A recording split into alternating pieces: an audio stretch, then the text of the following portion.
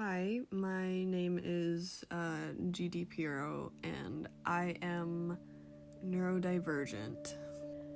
I feel like it definitely affects a lot of things in my life, how I communicate with people, my friendships, my relationships, my interests, the way I live my life, the way I go about things, the way I view myself, the way I dress, the way I eat. I mean, practically everything.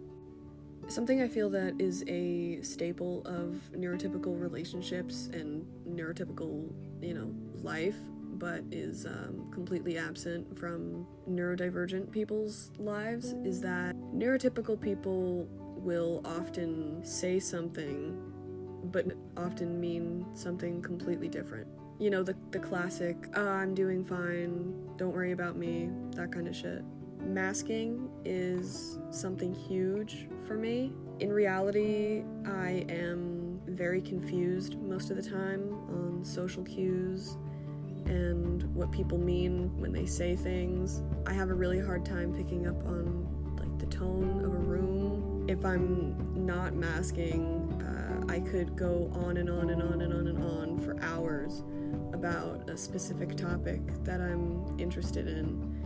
And I just straight up will not notice when people don't give a fuck or when they're not interested. I'll see people's heads down and be like, la la la la la la la, just still going on. When I mask, I tend to force myself to come across as a little bit more charismatic, act like I know what I'm doing, like small things, like how I'm walking, swinging my arms when I walk, making eye contact with people when they talk to me. Out of almost all of my friends, there's maybe 3 or 4 people I can truly, fully unmask around, and those people I definitely feel the closest with.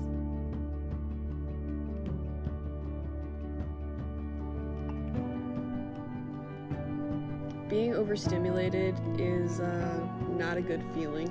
There are times and situations where I'll be in a public setting and there's too much noise, there's so many people talking.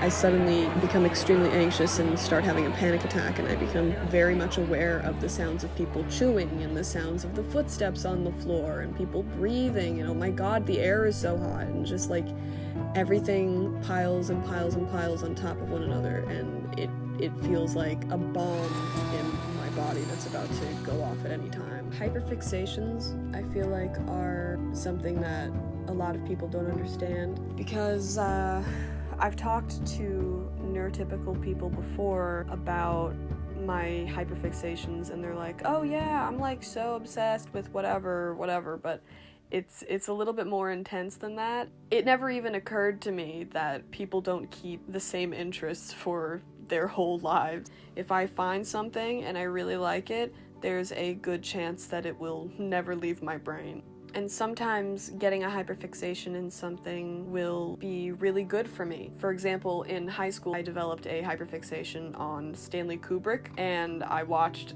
every single one of his fucking movies.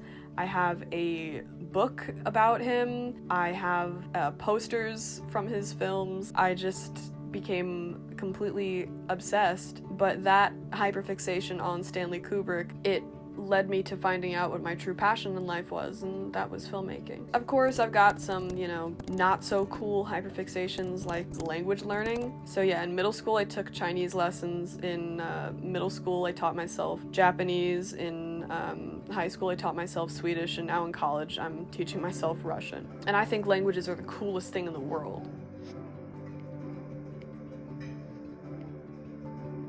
My biggest one, and the biggest thing that I try to live my entire life by, is creativity and self-expression. I believe that everything should be creative. Everyone should be using every single thing in their power to differentiate themselves, to make a name for themselves. Once you realize something, like, for example, that gender is a social construct, and it is, you start to look at everything as a social construct. What is so wrong with being weird? I think everybody should have my mindset. I think that the world would be a much better place.